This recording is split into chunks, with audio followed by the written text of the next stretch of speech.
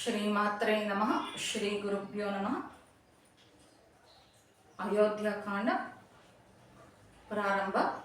ಭಗವಂತನ ಹೇತುಕವಾಗಿರುವಂಥ ಒಂದು ಕೃಪೆಯಿಂದ ಬಾಲಕಾಂಡವನ್ನು ಮುಗಿಸ್ಬಿಟ್ಟು ರಾಮಾಯಣ ಮಹಾಕಾವ್ಯದ ಎರಡನೇ ಕಾಂಡವಾಗಿರುವಂಥ ಅಯೋಧ್ಯಕಾಂಡದಲ್ಲಿ ಇವತ್ತು ಪ್ರವೇಶ ಆಗ್ತಾ ಇದೆ.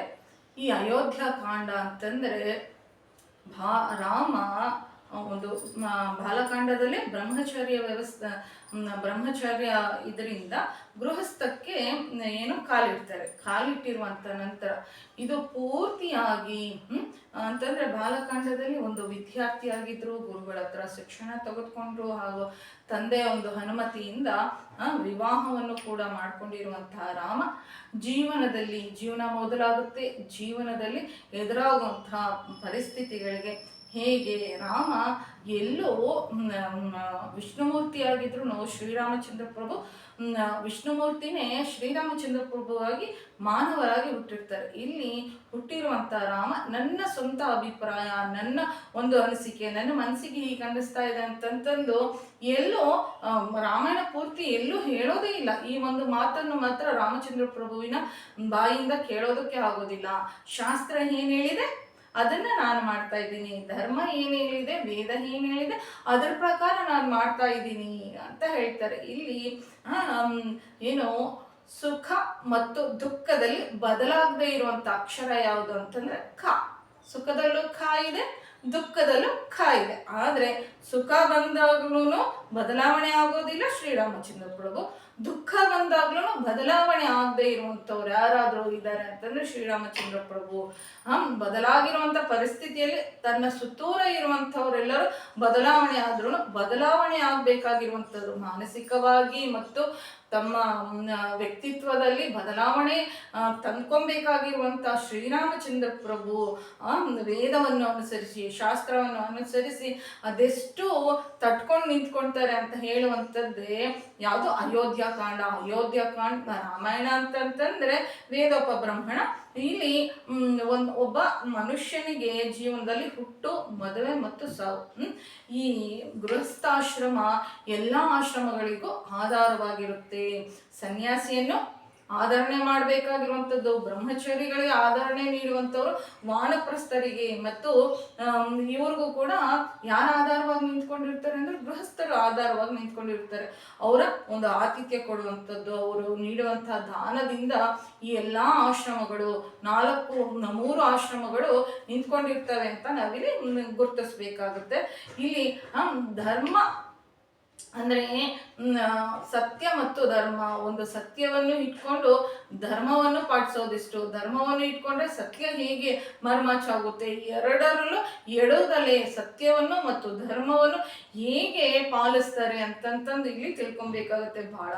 ಬಹಳನೇ ಧರ್ಮ ಅಂತಂದ್ರೆ ಬಹಳ ಸೂಕ್ಷ್ಮವಾಗಿರುವಂಥದ್ದು, ಸೂಕ್ಷ್ಮ ಬುದ್ಧಿಯಿಂದ ನಾವು ನಿರ್ಣಯಿಸ್ಬೇಕಾಗಿರುವಂಥದ್ದು. ಕೆಲವಷ್ಟು ಕಡೆ ನಮ್ಗೆ ಏನ್ ಅನ್ಸುತ್ತೆ ಅಂತಂದ್ರೆ ಮೇಲ್ ನೋಡಿದ್ರೆ ಇದ್ಯಾಕೆ ಈ ತರ ಕಠಿಣವಾಗಿದ್ದಾರೆ ಶ್ರೀರಾಮಚಂದ್ರ ಪ್ರಭು ಅಂತಂತ. ಅಲ್ಲಿ ಕಠಿಣವಾಗಿರೋದು ಅಂತಂತ ನಮ್ಗೆ ಅನ್ಸಿದ್ರು ಏನಾಗುತ್ತೆ, ಶ್ರೀರಾಮಚಂದ್ರ ಪ್ರಭುನೇ ವಿವರಣೆ ಕೊಡ್ತಾರೆ. ನಾನು ಇದಕ್ಕೋಸ್ಕರ ನಾನು ಈ ತರ ಮಾಡ್ತಾ ಇದ್ದೀನಿ, ಈ ತರ ವರ್ತನೆ ಮಾಡ್ತಾ ಇದ್ದೀನಿ. ಶ್ರೀರಾಮಚಂದ್ರ ಪ್ರಭು ದಶರಥ ಮತ್ತು ಕೌಸಲ್ಯ ಮಗನಾಗಿ ತಂದೆ ಹತ್ರ ಒಂದು ಧರ್ಮ, ತಾಯಿ ಹತ್ರ ಒಂದು ಧರ್ಮ, ಹೆಂಡತಿ ಹತ್ರ ಸೀತಮ್ಮನ ಹತ್ರ ಒಂದು ಧರ್ಮ, ತಮ್ಮಂದಿರಾಗಿರುವಂತ ಲಕ್ಷ್ಮಣ ಭರತ ಶತ್ರುಘ್ನರ ಹತ್ರ ಒಂದು ಧರ್ಮವನ್ನು ಪಾಟಿಸ್ತಾರೆ. ಮತ್ತೆ ಯುವರಾಜನಾಗಿ ಪ್ರಜೆಗಳ ಹತ್ರ ಯಾವ ತರ ಏನು ವರ್ತನೆ ಮಾಡ್ಬೇಕು ಆ ತರ ವರ್ತನೆ ಮಾಡುತ್ತೆ. ಬದಲಾಗದೆ ಇರುವಂತದ್ದು ಸತ್ಯ. ಆದ್ರೆ ಬದಲಾವಣೆ ಆಗುವಂಥದ್ದು ಅಂದ್ರೆ ಒಂದು ಪರಿಸ್ಥಿತಿಯಿಂದ ಒಬ್ಬರಿಗೆ ಒಂದು ಪರಿಸ್ಥಿತಿಯಿಂದ ಒಂದು ಪರಿಸ್ಥಿತಿಗೆ ಬದಲಾಗುವಂಥದ್ದು ಧರ್ಮ. ಆ ಧರ್ಮವನ್ನು ವೇದಗಳು ಹೇಗೆ ಹೇಳಿದೆಯೋ ಅದನ್ನು ಚೂಚಾ ತಪ್ಪದಲ್ಲೇ ಪಾಟಿಸಿ ತೋರಿಸಿರುವಂಥವ್ರು ಯಾರು ಅಂತಂದ್ರೆ ಶ್ರೀರಾಮಚಂದ್ರ ಪ್ರಭು. ಇದು ಅಯೋಧ್ಯಕಾಂಡ ನಮ್ಮ ಗುರುಗಳಾಗಿರುವಂತಹ ಚಾಗಂಟಿಯವರು ಹೇಳ್ತಾರೆ, ಮದುವೆ ಆಗದೆ ಇರುವಂತಹ ಹೆಣ್ಣು ಮಕ್ಕಳು ಮತ್ತು ಗಂಡು ಮಕ್ಕಳಿಗೆ ಕೂರಿಸಿ ತಿಳಿಸ್ಬೇಕಾಗಿರುವಂಥದ್ದು. ಅಂತಂದ್ರೆ ಒಂದು ಹೆಣ್ಣಿಗೆ ತವ್ರ ಮನೆ ಹೇಗಿರುತ್ತೆ, ಗಂಡನ ಮನೆ ಹೇಗಿರುತ್ತೆ, ಅತ್ತೆ ಮಾವ ಅಂತಂದ್ರೆ ಏನು, ಒಂದು ವಿವಾಹ ಸಂಬಂಧ ಅಂತಂದ್ರೆ ಏನು ಅಂತಂತಂದು ತಿಳಿಸ್ಕೊಡುತ್ತೆ. ರಾಮಾಯಣ ಕೆಲ್ಸಕ್ಕೆ ಬರದೇ ಇರುವಂಥದ್ದು ಯಾರ ಕೆಲ್ಸಕ್ಕೆ ಬರೋದಿಲ್ಲ, ಪ್ರತಿಯೊಂದು ಜೀವಿಗೂ ಕೆಲ್ಸಕ್ಕೆ ಬಂದೇ ಬರುತ್ತೆ. ಮಾನವ ಜೀವಿಗೆ ಅಂತಂದ್ರೆ ಈ ವಯಸ್ಸು ಅಂತ ಅನ್ನುವಂಥದ್ದಿಲ್ಲ. ನಮ್ಗೆ ಯಾವಾಗಾದ್ರೂ ಇದು ಧರ್ಮದಲ್ಲಿ ಏನೋ ಅದ್ರ ಕೆಳಗೆ ಹೋಗುತ್ತಾ, ನಾನು ಧರ್ಮ ಅನುಷ್ಠಾನ ಮಾಡ್ತಾ ಇದ್ದೀನ ಅಂತಂದ್ರೆ ನಮ್ಗೆಲ್ಲರಿಗೂ ವೇದ ಓದ್ಕೊಳ್ಳೋಷ್ಟು ಆಯುಷ್ಯೂ ಇಲ್ಲ, ಮತ್ತೆ ಏನು ಅಷ್ಟು ಬುದ್ಧಿಶಕ್ತಿನೂ ಇಲ್ಲ. ರಾಮಾಯಣವನ್ನು ತೆಗೆದು ನೋಡಿದ್ರೆ ಶ್ರೀರಾಮಚಂದ್ರ ಪ್ರಭು ಈ ಸಂದರ್ಭದಲ್ಲಿ ಹೇಗೆ ವರ್ತನೆ ಮಾಡಿದರೆ ನಾವು ಆ ಥರನೇ ವರ್ತನೆ ಮಾಡಿಬಿಟ್ರೆ ಅದು ಧರ್ಮವಾಗ್ಬಿಡುತ್ತೆ ಅಂತ ಇಲ್ಲಿ ಗುರು ಹಿರಿಯರು ಹೇಳ್ತಾ ಇರ್ತಾರೆ. ಅಂತಂದ್ರೆ ಅಂದ್ರೆ ನನಗ್ ಬಂದಿರುವಂತ ಕಷ್ಟಗಳೆಲ್ಲ ಶ್ರೀರಾಮಚಂದ್ರ ಪ್ರಭು ಬಂದಿದ್ಯಾ ಅಂತ.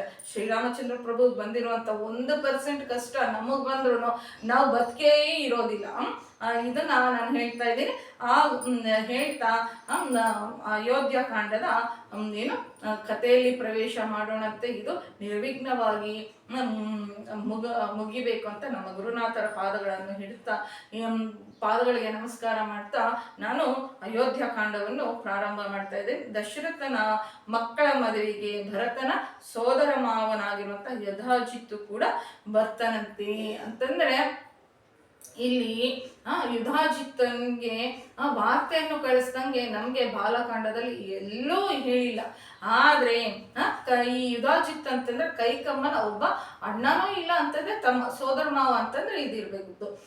ಕಳಿಸ್ಕೊಟ್ಟು ನನ್ಗೆ ವಾರ್ತೆಯನ್ನು ಅಂತಂದ್ರೆ ನನ್ಗೆ ಆಹ್ವಾನ ಪತ್ರಿಕೆಯನ್ನು ಕೊಟ್ಟಿಲ್ಲ, ನಾನು ಹೋಗೋದಿಲ್ಲ, ನಾನು ಇದ್ ಮಾಡೋದಿಲ್ಲ ಅಂತಂದ್ರೆ ಇಲ್ಲಿ ಏನು ತಾಯಿಗೆ ಸಮಾನವಾಗಿರುವಂತವ್ರು ಯಾರಾದ್ರೂ ಇದ್ದಾರೆ ಅಂತಂದ್ರೆ ಪ್ರಪಂಚದಲ್ಲಿ ಅಷ್ಟು ನಮ್ಮ ಮೇಲೆ ಪ್ರೀತಿ ಹೊಂದಿರುವಂತವ್ರು ಅಂತಂದ್ರೆ ತಂದೆ ತಾಯಿ ನಂತರ ಸೋದರ ಮಾವಂದರು, ರಕ್ತ ಸಂಬಂಧದಲ್ಲಿ ಲೌಕಿಕವಾಗಿರುವಂತದ್ರಲ್ಲಿ. ಅದೇ ಇದು ಆಧ್ಯಾತ್ಮಿಕ ವಿಷಯದಲ್ಲಿ ತಂದೆ ತಾಯಿಗಿಂತನೂ ಹೆಚ್ಚು ನಮ್ಮ ಮೇಲೆ ಮಮಕಾರ ಹೊಂದಿರುವಂತವ್ರು ಯಾರು ಅಂತಂದ್ರೆ ನಮ್ಮ ಗುರುಗಳು ಅವ್ಯಾಜ್ಯವಾಗಿರುವಂತ ಏನು ಪ್ರೀತಿ ಮತ್ತೆ ಕರುಣೆ, ಆ ದಯೆಗೆ ಮತ್ತೆ ಹೇಳೋದಕ್ಕೆ ಆಗೋದಿಲ್ಲ. ಈ ಲೌಕಿಕವಾಗಿರುವಂತ ಪ್ರಪಂಚದಲ್ಲಿ ಏನು ಒಂದು ಮಮಕಾರವನ್ನು ಇಟ್ಕೊಂಡಂತವ್ರು ಯಾರು ಅಂತಂದ್ರೆ ಸೋದರ ಮಾವ.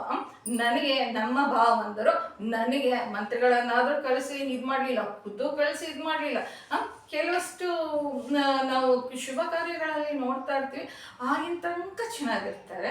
ಯಾವ್ದಾದ್ರೂ ಮನೇಲಿ ಒಂದು ಶುಭ ಕಾರ್ಯ, ಎಸ್ಪೆಷಲಿ ಮದುವೆಗಳಲ್ಲಿ, ಮದುವೆ ನಿಶ್ಚಯ ಕಾರ್ಯದಲ್ಲಿ ಅದೇನಾಗುತ್ತೋ ಏನೋ ಗೊತ್ತಿಲ್ಲ. ಈ ಸಂಬಂಧಗಳಿಗಿಂತ ನನಗ್ ಮರ್ಯಾದೆ ಕೊಡ್ಲಿಲ್ಲ, ನನ್ನನ್ನು ಕರೀಲಿಲ್ಲ, ಲಗ್ನ ಪತ್ರಿಕೆಯಲ್ಲಿ ನನ್ನ ಹೆಸರು ಹಾಕ್ಸಿಲ್ಲ, ನನಗ್ ಸೀರೆ ಕೊಡ್ಸಿಲ್ಲ, ಅವ್ರಿಗೆ ಹೆಚ್ಚು ರೇಟಿನ ಸೀರೆ ಕೊಡ್ಸಿದ್ದಾರೆ.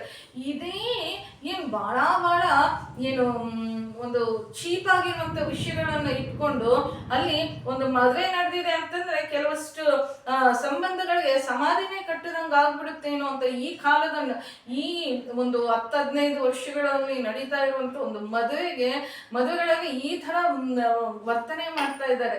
ಅಂತಂದ್ರೆ ಒಂದು ಸ್ಥಾನ ಅಂತಂದ್ರೆ ಏನು, ಒಂದು ಸೋದರ ಮಾವನ್ಗೆ ಇರ್ಬೇಕಾಗಿರುವಂತ ಸ್ಥಾನ ಏನು, ಅಜ್ಜಿ ತಾತನಿಗೆ ಇರ್ಬೇಕಾಗಿರುವಂತ ಸ್ಥಾನ ಏನೋ ಇದ್ ಮಾಡೋದಿಲ್ಲ ನೋಡ್ರಿ.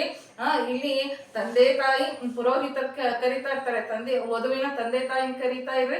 ಮತ್ತೆ ಕೆಲವಷ್ಟು ಕ್ರತುಗಳಿಗೆ ಯಾರನ್ನ ಕರೀತಾರೆ, ಸೋದರ ಮಾವ ಇದ್ದೇ ಇರ್ಬೇಕಾಗುತ್ತೆ. ಬಾಸಿಂಗ ಕಟ್ಟೋದಕ್ಕೆ ಇರ್ಬೇಕಾಗುತ್ತೆ, ಕಾಲುಂಗ್ರ ತೊಡಸೋದಕ್ಕೆ ಇರ್ಬೇಕಾಗುತ್ತೆ. ಬಹಳಷ್ಟು ಕಡೆ ಸೋದರ ಮಾವನ ಒಂದು ಪಾತ್ರ ನಮ್ಮ ಜೀವನದಲ್ಲಿ ಬಹಳ ಕಡೆನೆ ಇರುತ್ತೆ. ಅಂತಂದ್ರೆ ಈ ಶಾಸ್ತ್ರಗಳೆಲ್ಲ ಯಾಕೆ ಇದು ನಮ್ಮ ಇದರಲ್ಲಿ ಸೇರಿಸಿದ್ದಾರೆ ಅಂತಂದ್ರೆ ಅಣ್ಣ ತಂಗಿಯರ ಒಂದು ಸಂಬಂಧ. ಅಣ್ಣನ ಜೀವನದಲ್ಲೂ ಬೇರೆ ಯಾರೋ ಬರ್ತಾರೆ ಹೆಂಡತಿಯಾಗಿ, ತಂಗಿ ಇಲ್ಲ ಅಂತಂದ್ರೆ ಅಕ್ಕನ ಜೀವನದಲ್ಲಿ ಗಂಡ ಅಂತ ಯಾರೋ ಬಂದಿರ್ತಾರೆ.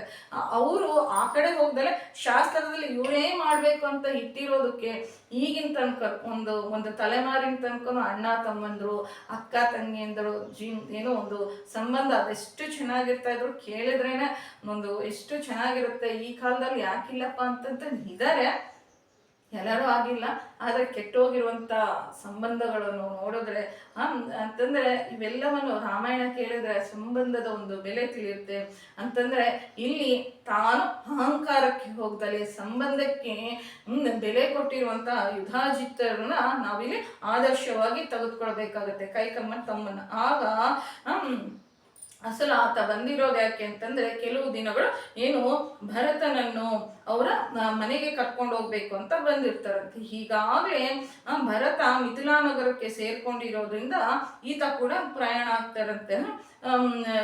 ಮಿಥಿಲೆಯಲ್ಲಿ ರಾಮ ಲಕ್ಷ್ಮಣ ಭರತ ಶತ್ರುಘ್ನರ ವಿವಾಹವನ್ನು ಕಣ್ತುಂಬ ನೋಡ್ಕೊಂಡು ಅವರೊಂದಿಗೆ ಅಯೋಧ್ಯಕ್ಕೆ ಬರ್ತಾರಂತೆ.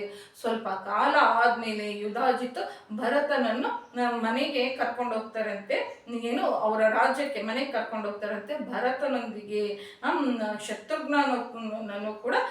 ಶತ್ರುಘ್ನನನ್ನು ಕೂಡ ಭರತ ಕರ್ಕೊಂಡು ಹೋಗ್ತಾರಂತೆ. ಹೀಗೆ ಕರ್ಕೊಂಡು ಹೋಗ್ತಾರಂತೆ. ಅಂದ್ರೆ ಇಲ್ಲಿ ನಾವೊಂದು ಲೈನನ್ನ ಅಂಡರ್ಲೈನ್ ಮಾಡ್ಬೇಕಾಗತ್ತೆ. ಭರತ ಮತ್ತು ಶತ್ರುಘ್ನರು ಒಂದೇ ತಾಯಿ ಮಕ್ಕಳಲ್ಲ. ಲಕ್ಷ್ಮಣ ಮತ್ತು ಶತ್ರುಘ್ನರು ಸುಮಿತ್ರಾ ಮಾತೆಯ ಒಂದೇ ತಾಯಿ ಗರ್ಭದಲ್ಲಿ ಹುಟ್ಟಿರುವಂಥವ್ರು. ಅಂತಂದ್ರೆ ಇವ್ರ ಅಜ್ಜಿ ಮನೆ, ಯಾರ ಅಜ್ಜಿ ಮನೆ? ಭರತನ ಒಂದು ಅಜ್ಜಿ ಮನೆ ಶತ್ರುಘ್ನರಿಗೆ ಅಜ್ಜಿ ಮನೆ ಆಗೋದಿಲ್ಲ. ಎಷ್ಟು ನಾವು ಚಿಕ್ಕಪ್ಪ ಚಿಕ್ಕಮ್ಮಂದರು ಇವರು ಇದರಲ್ಲಿ ಇದ್ರು ಏನೋ ಚಿಕ್ಕಪ್ಪಂದ್ರ ಒಂದೇ ಮನೇಲಿ ಇದ್ರು ಅವ್ರ ಅಜ್ಜಿ ಮನೆಗೆ ಇವ್ರು ಹೋಗೋದಿಲ್ಲ, ಇವ್ರ ಅಜ್ಜಿ ಮನೆಗೆ ಅವ್ರು ಹೋಗೋದಿಲ್ಲ. ಅಂತಂದ್ರೆ ಓರ್ಗಿತಿಯರು ಒಬ್ಬರ ಮನೆಗೆ ಒಬ್ರು ಹೋಗೋದಿಲ್ವಲ್ಲ. ಆಗ ಏನಾಗುತ್ತೆ ಅಂತಂದ್ರೆ ಶತ್ರುಘ್ನನನ್ನು ಕರ್ಕೊಂಡು ಹೋಗ್ತಾರಂತೆ. ಶತ್ರುಘ್ನ ಅಂತಂದ್ರೆ ಶತ್ರುಗಳನ್ನು ಜಯಿಸಿರುವಂತವ್ರು ಅಂತಂದ್ರೆ. ಇದಕ್ಕೋಸ್ಕರನೇ ವಸಿಷ್ಠ ಮಹರ್ಷಿಗಳು ಶತ್ರುಘ್ನ ಅಂತ ಇಟ್ಟಿದ್ದಾರೆ ಅಂತ ಅನ್ಸುತ್ತೆ. ಒಂದು ರಾಮಾಯಣದಲ್ಲಿ ಪ್ರಸ್ತಾಪ ಮಾಡ್ತಾರೆ. ಆ ಸೌಂದರ್ಯದಲ್ಲಿ ಶ್ರೀರಾಮಚಂದ್ರ ಪ್ರಭುವಿನ ನಂತರ ಅಷ್ಟು ಸುಂದರವಾಗಿರುವಂತವ್ರು ಯಾರು ಅಂತಂದ್ರೆ ಶತ್ರುಘ್ನ ಅಂತೆ. ಆ ಶತ್ರುಘ್ನ ಏನ್ ಮಾಡ್ತಾನೆ, ಅಷ್ಟು ಸೌಂದರ್ಯವಾಗಿರ್ತಾನೆ. ನಂತರ ಭರತ ಮೂರನೇ ಹೆಂಡತಿಯಾಗಿರುವಂತ ಕೈಕಮ್ಮನ ಮಗ, ಇವ್ರ ಎರಡನೇ ಹೆಂಡತಿ ಮಗ. ನಾನು ಇವ್ರ ಮನೆಗೆ ಹೋಗೋದು ಏನು? ಇಲ್ಲಿ ಏನು ಒಂದು ಏನು ಅಹಂಕಾರ ಅಡ್ಡ ಬರುತ್ತೆ, ಮತ್ತೆ ಮುಜುಗರ ಅಡ್ಡ ಬರುತ್ತೆ, ಹೊಟ್ಟೆ ಸಂಕಟ ಅಡ್ಡ ಬರುತ್ತೆ. ನನ್ನ ನೋಡ್ತಾರೋ ಇಲ್ಲೋ ಅನ್ನುವಂತ, ಭರತನ ಹೆಚ್ಚಾಗಿ ನೋಡ್ತಾರೇನೋ, ನನ್ನನ್ನು ಹೆಚ್ಚಾಗಿ ನೋಡೋದಿಲ್ಲ ಏನೋ ಅನ್ನುವಂತ ಕೆಲವಷ್ಟು ಇದು ಅನುಮಾನ ಕೂಡ ಬರುತ್ತೆ ಶುದ್ಧವಿಲ್ಲದೆ ಇರುವಂತ ಮನಸ್ಸಿನಲ್ಲಿ. ಆದ್ರೆ ಶತ್ರುಘ್ನ ಭರತರ ಒಂದು ಅಜ್ಜಿ ಮನೆಗೆ ಹೋಗಿರೋದ್ರಿಂದ ಅವರೆಷ್ಟು ನಿಷ್ಕಲ್ಮಶವಾಗಿರುವಂತ ಮನಸ್ಸು ಅಂತ ನಮ್ಗೆ ಇಲ್ಲಿ ತಿಳಿದು ಬರುತ್ತೆ. ಅಂತಂದ್ರೆ ಒಬ್ಬರ ಅಜ್ಜಿ ಮನೆಗೆ ಇನ್ನೊಬ್ರು ಹೋಗ್ತಾ ಇದ್ದಾರೆ ಅಂತಂದ್ರೆ ಆ ತಾಯಂದ್ರಿಗೆ ನಮಸ್ಕಾರ ಹೇಳ್ಬೇಕು, ಆ ಮಕ್ಕಳಿಗೆ ನಮಸ್ಕಾರ ಹೇಳ್ಬೇಕು, ಆ ತವ್ರ ಮನೆಯವ್ರು ಕೂಡ ನಾವು ನಮಸ್ಕಾರ ಹೇಳ್ಬೇಕಾಗುತ್ತೆ. ಆಗ ಅಂತಂದ್ರೆ ಮತ್ತೊಬ್ಬರನ್ನ ಕೂಡ ನಾವು ಬಹಳ ಬಹಳ ಬಹಳ ಬಹಳ ನಮಸ್ಕಾರ ಇಟ್ಕೋಬೇಕಪ್ಪ. ಯಾರನ್ನೇ ಅಂತಂದ್ರೆ ಸುಮಿತ್ರಾ ಮಾತೆ. ತನಗೆ ಇಬ್ಬರು ಮಕ್ಕಳಿದ್ರು ಇಬ್ಬರನ್ನು ಒಂದತ್ರ ಕೂಡ ಬಿಟ್ಟು ನೀನು ರಾಮನೊಂದಿಗೆ ಬೇರೆ ಕೊಟ್ಟು ನೀನು ಆಟ ಆಡಿದ್ರೆ ಲಕ್ಷ್ಮಣ ಶತ್ರುಘ್ನರೇ ನೀವಿಬ್ಬರೇ ಜೊತೆಯಲ್ಲಿ ಇರ್ಬೇಕು ಅಂತಂತಂದ್ರೆ ಎಲ್ಲೂ ಆಕೆ ನಿರ್ಬಂಧ ಇರಲಿಲ್ಲ. ಒಬ್ಬ ಮಗನನ್ನು ರಾಮನ ಜೊತೆಯಲ್ಲಿ ಕಳಿಸ್ಕೊಡ್ತಾರೆ, ಇನ್ನೊಬ್ಬ ಮಗನನ್ನು ಯಾರ ಜೊತೆಯಲ್ಲಿ? ಭರತನ ಜೊತೆಯಲ್ಲಿ ಕಳಿಸ್ಕೊಡ್ತಾ ಇರ್ತಾರೆ. ಈ ತರ ಅಲ್ವಾ ನಾವು ಮಕ್ಕಳಿಗೆ ಏನೋ ಎಲ್ಲೂ ಬೆರಿಬೇಡ್ರಿ ಹಾಗೆ ಹೀಗೆ ಅಂತ ಹೇಳ್ಕೊಟ್ರೆ ಆ ಮಕ್ಕಳು ಜೀವನದಲ್ಲಿ ಅದೆಷ್ಟು ತೊಂದರೆ ಅನುಭವಿಸ್ತಾರೆ ಅಂತಂದ್ರೆ ನಾವು ಬೇರೆ ಮಾಡಿದಾಗ ನಮ್ಗೆ ಅರ್ಥ ಆಗೋದಿಲ್ಲ. ನಮ್ಗೆ ಎಷ್ಟೇ ದುಡ್ಡಿದ್ರು ಜನರ ಒಂದು ಸಹಕಾರ ಸಹಾಯ ಇದ್ದೇ ಇರಬೇಕು. ನಿಸ್ವಾರ್ಥವಾಗಿ ನಮ್ಗೆ ಕೆಲವಷ್ಟು ಸಂದರ್ಭದಲ್ಲಿ ಎಷ್ಟೇ ಫ್ರೆಂಡ್ಸ್ ಇದ್ರು ಅದಕ್ಕೊಂದು ಬೌಂಡ್ರಿ ಇರುತ್ತೆ. ನಿಸ್ವಾರ್ಥವಾಗಿರುವಂತ ಅಂತಂದ್ರೆ ಈ ಕಾಲದಲ್ಲಿ ತೀರಾ ಹತ್ತಿರದ ರಕ್ತ ಸಂಬಂಧದವರು ಕಷ್ಟ ಬಂದಾಗ ಏನು ಸಹಾಯ ಮಾಡೇ ಮಾಡ್ತಾರೆ. ಇದನ್ನ ನಾವು ಯಾವಾಗ್ಲೂ ನೆನಪಿಟ್ಕೊಂಡಿರ್ಬೇಕು. ನಿನಗೆ ಫ್ರೆಂಡ್ಸು ಇರ್ಲಿ, ಅವ್ರಿಗಿಂತ ಹೆಚ್ಚಾಗಿ ನಿನ್ನ ರಕ್ತ ಸಂಬಂಧದವರು, ನಿನ್ನ ಚಿಕ್ಕಪ್ಪಂದರ ಮಕ್ಕಳು, ದೊಡ್ಡಪ್ಪಂದರ ಮಕ್ಕಳು, ಸೋದರತ್ತೆ ಮಕ್ಕಳು, ಇವರೊಂದಿಗೆ ಎಲ್ಲರೊಂದಿಗೂ ನೀನು ಬೆರೆತು ಏನೋ ಬೆಳಿಬೇಕು. ಹೀಗೆ ಬೆರ್ತಿರುವಂತ ಮಕ್ಕಳು ಸಮಾಜದಲ್ಲಿ ಎಷ್ಟು ಚೆನ್ನಾಗಿರ್ತಾರೆ ಅಂತಂದ್ರೆ ಬೆರೆತು.